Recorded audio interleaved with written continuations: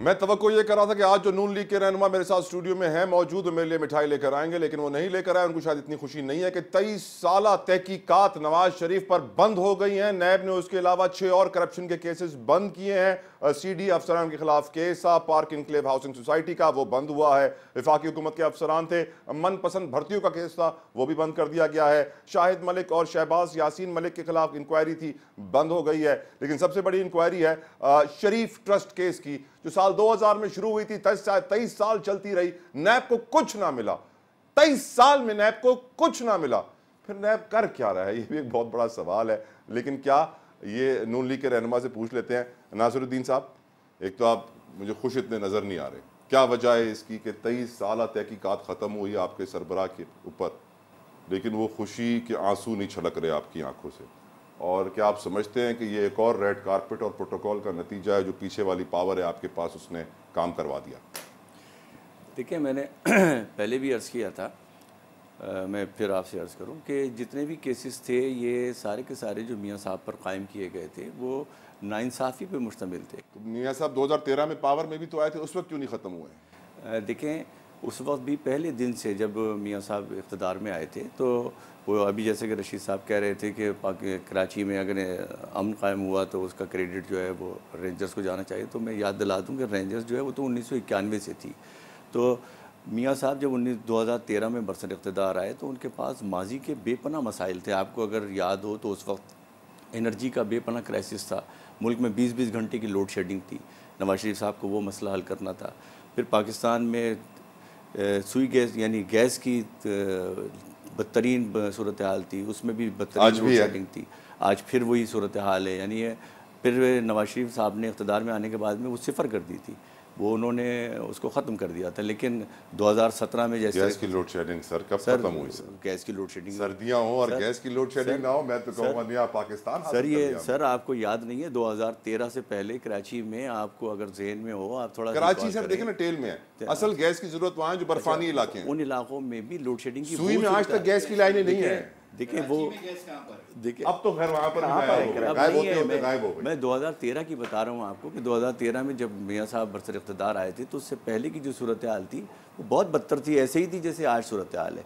लेकिन उन्होंने बरसर इक़्तिदार आने के बाद में उन मसाइल को हल किया था। यानी कराची से लेकर पख्तूनख्वा तक उन्होंने अमन कायम किया था। उसके लिए 2 ऑपरेशन किए गए थे। आपके ज़हन में होगा। शुक्रिया तो अदा करें कि नैब ने तहकीकात खत्म कर दिया, हमें बड़ी खुशी है, एक बयान तो जारी करें। नहीं सर, वो हमें खुशी तो इस बात की है कि अब इंसाफ होना शुरू हुआ है। खुदा करे कि ये इंसाफ रहे कायम और ये तमाम फरीक़ैन पे इंसाफ हो, बिल्कुल होना चाहिए। कैसे इंसाफ होना शुरू हुआ ये नहीं मालूम।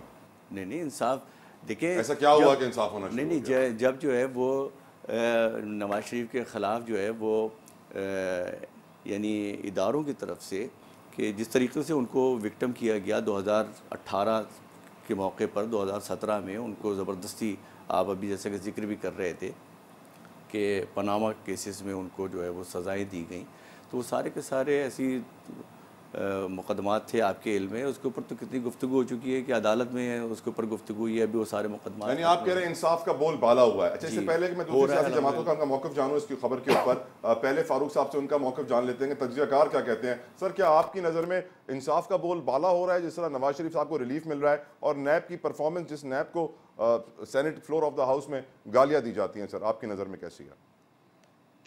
2000 में केस बना नवाज शरीफ पर, आपने ये बताया, उसकी तारीख बताई, तो 2000 में नवाज शरीफ का जानी दुश्मन इक़्तिदार में था।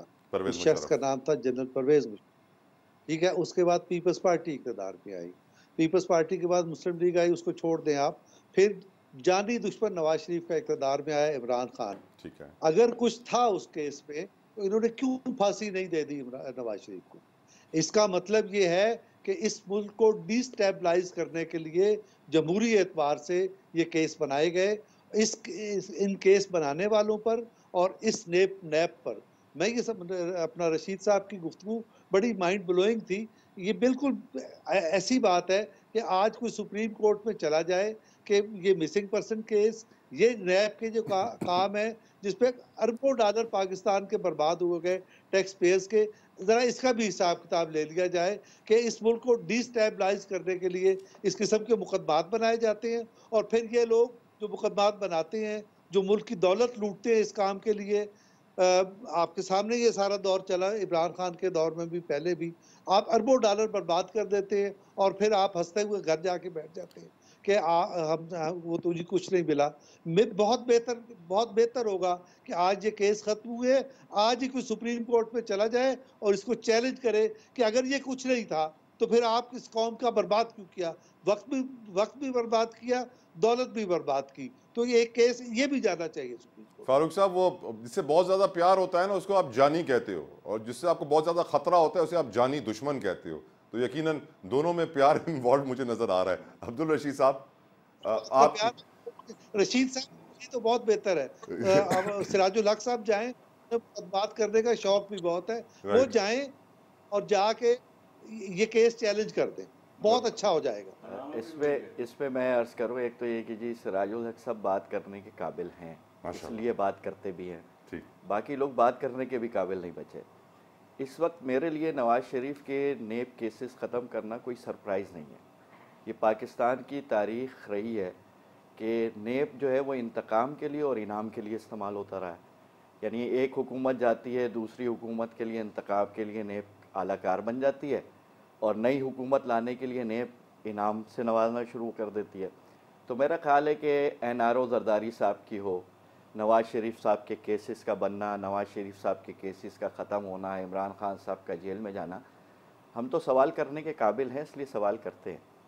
हमारे ऊपर क्यों नहीं नेब के मुकदमात कायम होते? कोई एक आदमी आप पावर में नहीं आए कभी? क्यों नहीं रहे? नहीं, नेमतुल्लाह खान सिटी गवर्नमेंट रहे, अब्दुल सत्तार अगवानी 7 साल मेयर रहे शहर के, नेमतुल्लाह खान ने 5 साल जो है वो सिटी गवर्नमेंट चलाई, सिराजुल हक साहब 2 दफ़ा फाइनेंस मिनिस्टर रहे, बहुत सारे मिनिस्टर रहे। कोई एक आदमी, कोई एक रेफरेंस, कोई एक केस, इसलिए हाथ साफ़ हैं, शफाफ हैं, बोलने के भी काबिल हैं। मैं ये बात कहता हूँ कि इस वक्त मसला इससे बढ़कर एतमाद का है। यानी जो कुछ पाकिस्तान के साथ हो रहा है, यानी ये लोग जो हुकूमतों में रहे, नवाज़ शरीफ साहब 3 हुकूमतें पूरी करके गए, ठीक है, कुछ वक्त पर पहले चले गए, जरदारी साहब ने हुकूमतों का बहुत बड़ा पानी पिया है, लेकिन ये अपनी हुकूमतों में होते हैं तो ये इदारों को बाउंड्री लाइन के ऊपर क्यों नहीं रखते? बिल्कुल ठीक। नेब सर्विसेज क्यों नहीं फराम करता? अदालतें अपनी हुदूद में क्यों नहीं काम करती? जो आपके फौजी इदारे हैं वो अपनी जगह पर क्यों नहीं रहते? यानी सर्विसेज जिसको जो देनी है वो देने के लिए तैयार नहीं है, और आप कह लें कि छलांगे मार मार करके दूसरे के दायरे में दखल अंदाजी होती है, और ये सारे लोग गेट नंबर 4 की तरफ देखते हैं और उसके रास्ते से दोबारा आने की कोशिश करते हैं। ठीक रशीद साहब, तो मेरा ये ख्याल है कि इस वक्त बहुत बड़ा मसला इलेक्शन की ट्रांसपेरेंसी पर है। सवाल ये बनता है कि नवाज शरीफ 3 हुकूमतों में रहे, खुद भी रोते हैं कि हमारे साथ ज्यादती हो रही है जब हुकूमत से निकलते हैं, तो इन्होंने इलेक्शन रिफॉर्म पर काम क्यों नहीं किया? जरदारी साहब हुकूमतों में रहे, इलेक्शन रिफॉर्म पर क्यों काम नहीं किया? MQM एक तवील इक़्तिदार में इनकी पार्टनर रही, इलेक्शन रिफॉर्म पर क्यों नहीं काम किया? से आएगा वो क्यों मसला ये है कि रिफॉर्म क्यों लाएंगे? ये इन सब का रास्ता यही है। ठीक। और रिफॉर्म लाने के लिए दियानतदार जमात को, दियानतदार सियासतदानों को आगे आना होगा। बिल्कुल ठीक। एक छड़ी से सारे सियासतदान नहीं हाके जा सकते, एक छड़ी से सारे जज नहीं हाके जा सकते, एक छड़ी से सारे जर्नल हाके 1850 के कानून पे पाकिस्तान आज नहीं चल सकता। अब्दुल रशीद साहब, हमें electoral reforms, judicial reforms, health reforms, education reforms, land reforms. Farooq साहब जल्दी से ऐड कर दें, इजाजत दें, जल्दी से ऐड कर दें सर। रशीद साहब ने बिल्कुल दुरुस्त कहा कि जमात इस्लामी इक़्तिदार में रही, नेमतुल्लाह खान इक़्तिदार में रहे, उन पर मुकदमात नहीं बने, ये शफाफ लोग हैं, इसमें कोई शुबे की बात नहीं। शुक्रिया सर। लेकिन ये मुकदमा इसलिए नहीं बने कि ये करप्ट थे, ये मुकदमात इसलिए बने कि वो सिविलियन सुप्रीमेसी की बात करते थे। जमात इस्लामी कभी इस पोजीशन पे आई नहीं कि वो सिविलियन सुप्रीमेसी की बात कर सके। इतनी सादगी से मामलात को नहीं रखना चाहिए, इस मुल्क के सही मसाइल के तनाजुर से रखना चाहिए। फारूक साहब, जमात इस्लामी इक़्तिदार में तो अवाम तो लाने के लिए तैयार है, लेकिन पाकिस्तान में इक़्तिदार अवाम के जरिए नहीं आ रहा, मकबूल है, कबूल अवाम नहीं के जरिए नहीं आ रहा। और हमें लाया इसलिए नहीं जाता कि हमें वापस ले जाने के लिए कोई रेफरेंस की फाइलें नहीं होती इनके पास, हमारे खिलाफ मुकदमात नहीं, उनको पता है कि एक दफा आएंगे तो वापस नहीं जाएंगे। और इंशाअल्लाह इस वक्त ये हालात ये कह रहे हैं कि अब हम आने वाले हैं और आने के बाद जमने वाले भी हैं। ठीक है। अब्दुल्ला हमीद गुल साहब, आपकी नजर में सर बहुत इंपॉर्टेंट, बहुत जरूरी अब्दुल्ला साहब से पूछने थे। फारूक भाई प्लीज इजाजत दें मुझे, अगर आप अब्दुल्ला साहब, जिस निजाम के साथ हम चल रहे हैं ना इस मुल्क में, पहले भी मुल्क टूट चुका है, आगे क्या देख रहे हैं हुजूर, इस निजाम के साथ कितना चल पाएंगे? देखिए, एक बात तो तय है कि this redundant system and Pakistan can not को एग्जिस्ट टुगेदर।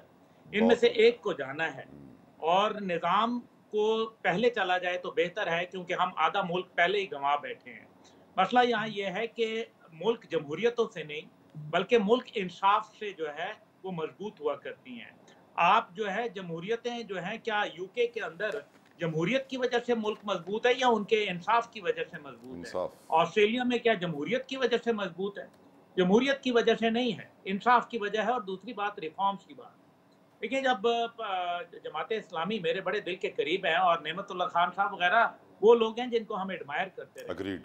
लेकिन हकीकत यह है कि जब जमात इस्लामी केपी में उनके साथ हुकूमत में थी तो उस टाइम पे रिफॉर्म्स क्यों नहीं नजर आए? हमने ऐसे रिफॉर्म्स नहीं देखे केपी के अंदर। जबकि मैंने प्रोफेसर इब्राहिम साहब से जब पूछा, जो कि सीनियर मिनिस्टर थे, तो तकरीबन 4 साल हुकूमत को गुजर गए थे, 4.25 साल, तो उन्होंने कहा हम जो है वो लाएंगे, जल्द रिफॉर्म्स लेके आएंगे, लेकिन वो नहीं आई रिफॉर्म। ये भी एक जो सियासत का घन चक्कर है, इसके अंदर एक अच्छा जो मतलब है ना कि जो एक गंदी मछली होती है वो पूरे तालाब को गंदा कर देती है। तो वो जो उनके साथ लोग होते हैं उनको भी जो है वो काई जमना शुरू हो जाती है और वो मसलहतन खामोश हो जाते हैं। अभी जो है इमरान खान साहब की हिदायत के हवाले से बात की गई, तो 9 मई के बाद जो वाक़यात हुए और जो दहशतगर्दी के वाक़यात पाकिस्तान में देखने को मिले और जिस तरीके से चश्मे फलक ने वो मनाजिर देखे जो दुनिया में आपको कहीं नहीं मिलते, तो फिर क्या उनके साथ जो है आप बैठना चाहेंगे? तो फिर कल तो फिर हम टीटीपी के साथ भी बैठना चाहेंगे, तो फिर बाकी लोगों के साथ भी जो है फिर बैठने में तो कोई प्रॉब्लम नहीं है। हिदायत आ जाएगी तो फिर हिदायत आ गई एक कातिल को तो फिर उसने माफ़ी मांग ली, हिदायत आ गई एक दहशतगर्द को, उसने माफ़ी मांग ली, इसलिए उसके पुराने गुनाह माफ़। देखिए ना, ये बातें हैं, ये बड़ी गलत बातें हैं। अब्दुल्ला साहब इजाजत दें, प्रोड्यूसर साहब कह रहे हैं कि ब्रेक ले लूं, नहीं तो मेरे लिए भी तरफ मुआशी मुश्किलात पैदा हो जाएंगी। एक ब्रेक की तरफ बढ़ते हैं, प्रोग्राम जारी रहेगा, हमारे साथ रहिए।